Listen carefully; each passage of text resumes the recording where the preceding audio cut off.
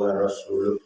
Allahumma salli wa sallim wa barik ala sayyidina Muhammad wa ala alihi wa sahbihi ajma'in. Mabadu qala Allah Ta'ala fil Qur'anil Karim.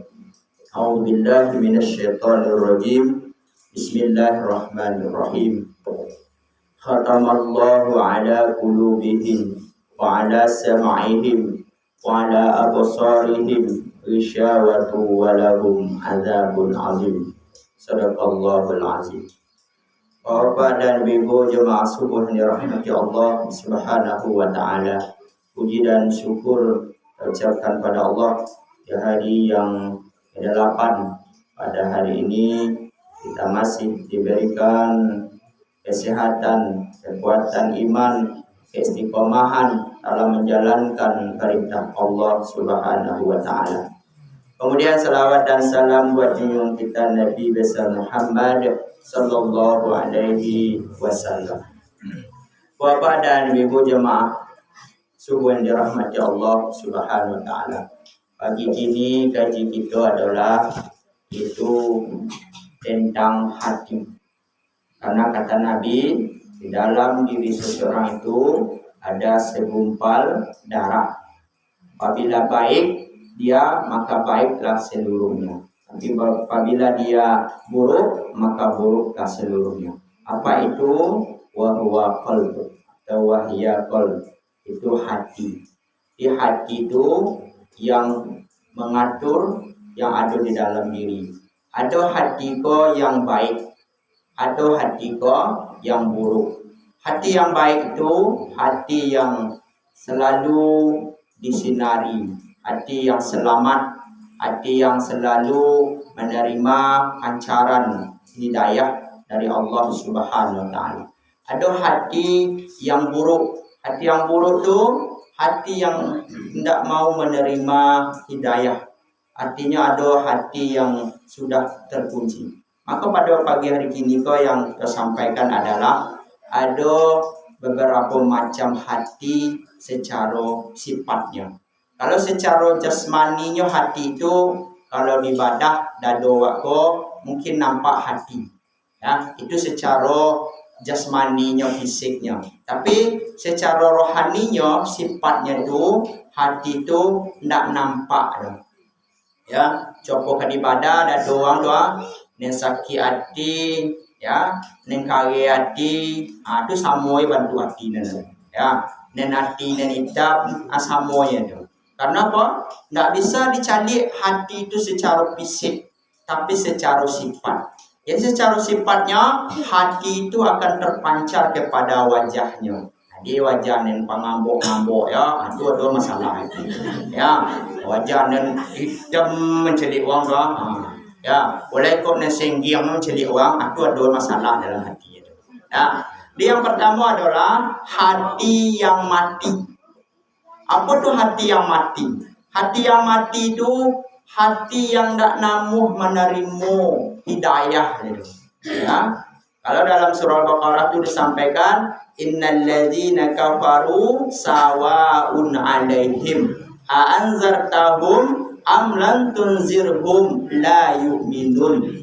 Ya, sesungguhnya orang-orang kafir itu apabila dikeceng kena diagi peringatan kena, ya, dingin kena, ya, samonya dino diagi peringatan, tak diagi peringatan, diagi petunjuk, tak diagi petunjuk, samo dino tu hatilah mati. Beri contoh model awak doa, laba macam-macam ujian musibah yang tiba, dan namu hati ko dak yo namu ingat ke Tuhan. Tu hatilah mati namu itu. Ladai musibah iko dingin dari Tuhan. Akan dona Allah sayang tu dingin kawak tarui, ya. Apa dingin? Misalnya pergi berjalan, tak tahu kaki, anda cawik nasa kalor, astagfirullah. Apa masalah? Awak tarwi ya. Apa tu cek lain? Karena lo kaki kena ganjau cek lain. Apa cawik lo cek lain? Tarwi lo cek lain. Tak namu. Padahal itu adalah sebuah peringatan dari Allah. Mungkin ada sesuatu nen akan terjadi kepada awak, tapi awak kare darui payah darui akhirnya non nanti di ulau gadang di situ kiro non yang ingin cakap aduh ulau gadang di kamar nanti Ada mungkin tak ciliong dan apa ni kemanan dia awak kena. Tapi kerana hati itu mati, peringatan-peringatan dari Allah tidak diiyon.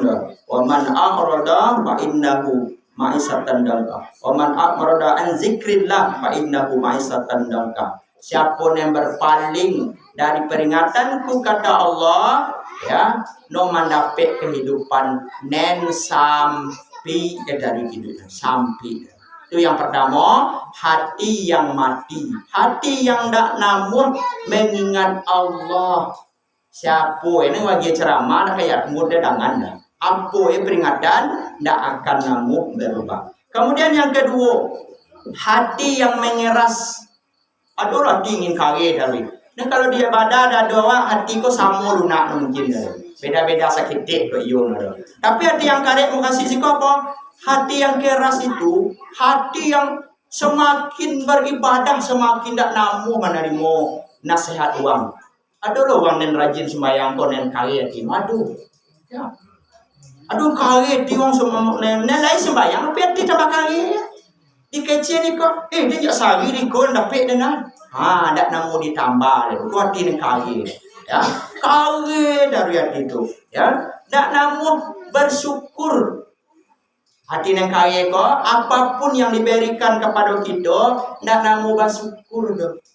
Ya, pada pe nikmat sebanyak itu. Dia kawan dan banyak nikmat yang awak sebanyak itu ini. Kebanyak itu. Nak namu bersyukur dengan apa yang dia bagi ke awak. Awak ingin lebih daripada itu lain. Lah dia kira lebih daripada itu, ingin lebih daripada itu lain. Lah dia kira lebih ingin lebih daripada itu lain. Ada orang-orang hati yang kaya ko selalu susah.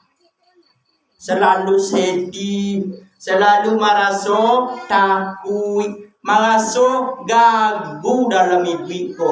Yo lai ke modeko ko, yo ko lai, aku modeko, kok modeko, kok, tahu. Ya, akhirnya ko, camai duit ko.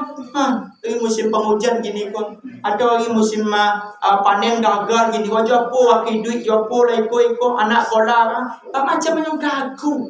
Tak yakin dengan Allah. Maka hati seperti itu semakin kaya dan itu. Semakin kaya. Jadi puasa yang dilaksanakan itu bukan karena mengharap ridha Allah. Tetapi karena apa nak?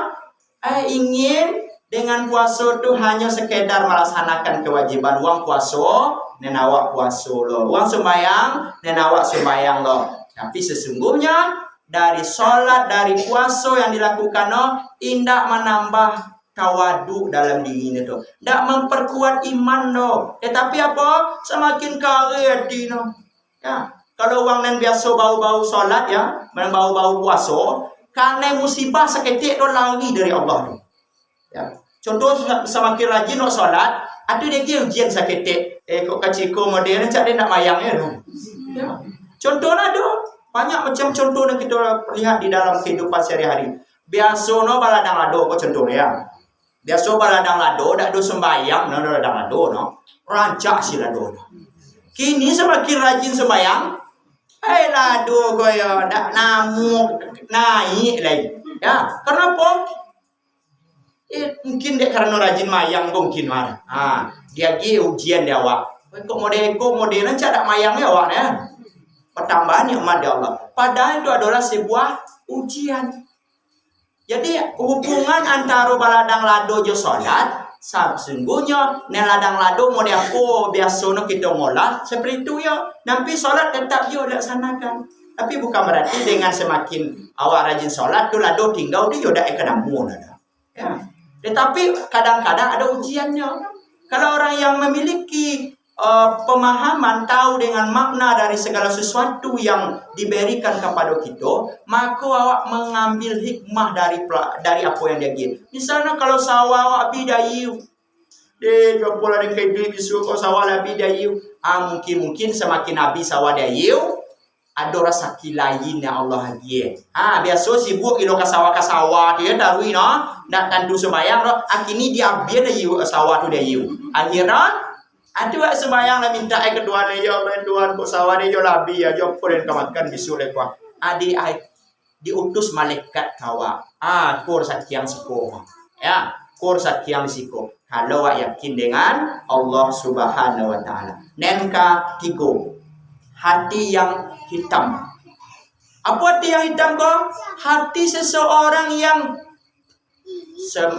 banyak atau pernah melakukan maksiat. Tapi maksiat yang dilakukan tidak mengasuh berdosa.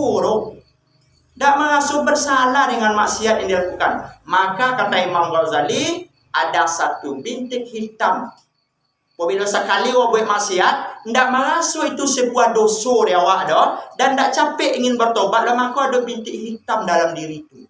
Ya, bintik hitam tu apabila tidak kita bersihkan, dia akan berkambang. Tambah lo maksiat celai, tambah bintik hitam celai. Maksiat celai, tambah bintik hitam celai. Akhirnya lama hitam mati tu. Dia bukan berarti muka hitam, tapi hati hitam. Kalau hati hitam kau siapa yang kau ngecen tak boleh. Hitam. Sehingga semakin jauhnya dari Allah Subhanahu wa taala. Kemudian nengka sampai hati yang terkunci.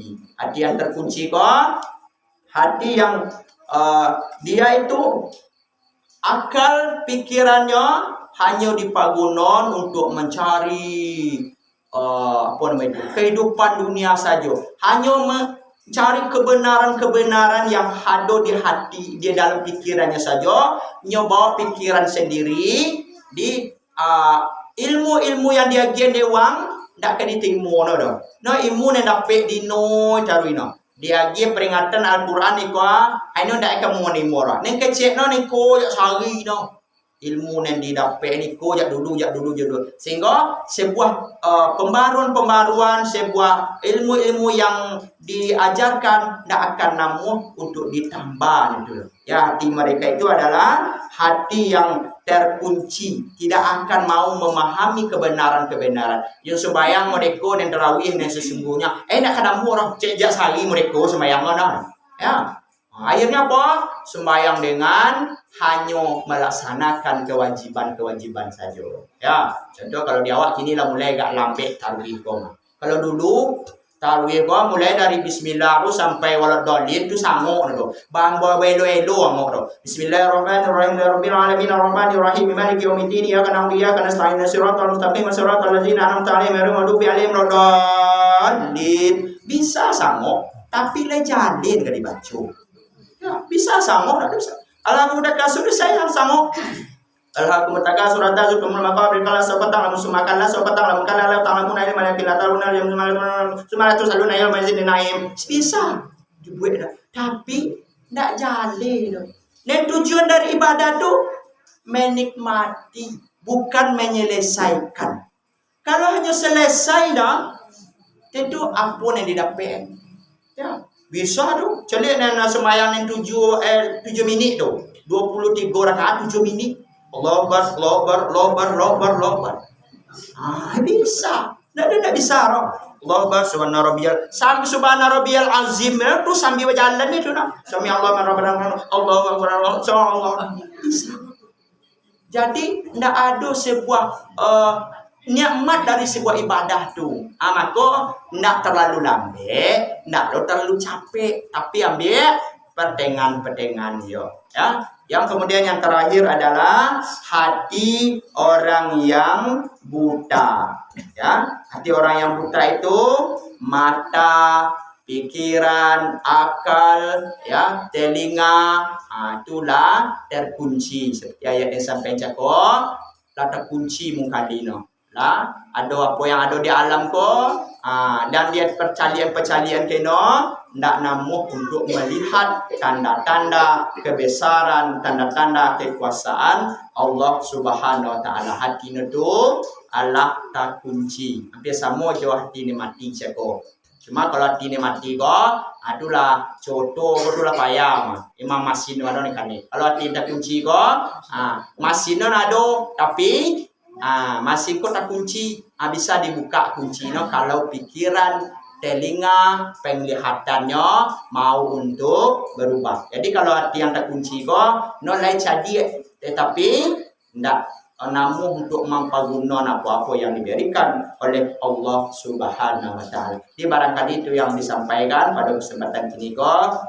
Mudah-mudahan Hati kita menjadi yang terakhir, itu hati orang yang bersih. Hati orang yang bersih itu apa? Hati orang yang mau menerima kebenaran, mau melaksanakan ibadah itu karena Allah Subhanahu wa Ta'ala. Ikhlas melaksanakan ibadah. Kalau hati orang yang bersih kok, lah bersih hati awak. Kau basuh dia apa? Apa namanya itu? Mohon maaf lahir batin ya. Kau putih kape boleh dilihat, putih hati keadaan. Jadi putih hati kau tak bisa dicalik doh. Pecalik tu yang bisa jo apa no? Jo parangai awak. Ya, yo lah rahasia hati awak. Mencalik kawan yo jajuk yo lau atau mencalik kau masih berarti hati awak masih ada yang masalah itu. Ya, maka kita bau sawo yang kecil hati awak lebih berhasil dulu. Ya, rajin sembahyang lah berhasil hati awak lulu tantu lain. Semakin rajin baca Quran lah berhasil hati awak. Kalau masih jajuk mencari ayam kawan kau mawak lau, dulu ya. Kalau masih jajuk lah ya ayam sianu kau lah, alau je ayam tu. Ya, kau tiba alau je, alau. Tapi kalau ya namun ayam ada fikir dah, ya, sudah tentu dah ada. Ya, kecil nak kumawa ayam tu, ya, dah ayam awak dah. Apa memang kecil kumawa, kalau daging lo dan kumawa kan lain dah. Ya, aku dah kecil no pendan. Itu namun ayam, ya, ayam. Kecuali kalau jawi beko dah ke di KBM. Ayam, kian bapulu mengabek ayam ko, kecuali ayam nen di kandang. Tapi tetap kita akan jujur aja kita alau saja. Itu namanya hati awak mulai kita bersihkan. Mudah-mudahan kembali kita kepada Allah dalam keadaan hati yang tenang.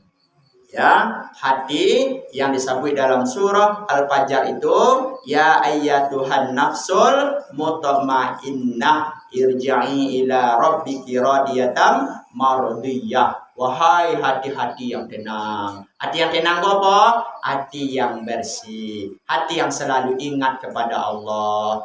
Masuklah besok ke dalam surga. Ya ayyatuhan nafsul mutmainnah irji'i ila rabbiki radiyatan mardiyah wadkhuli fi ibadi wadkhuli jannati.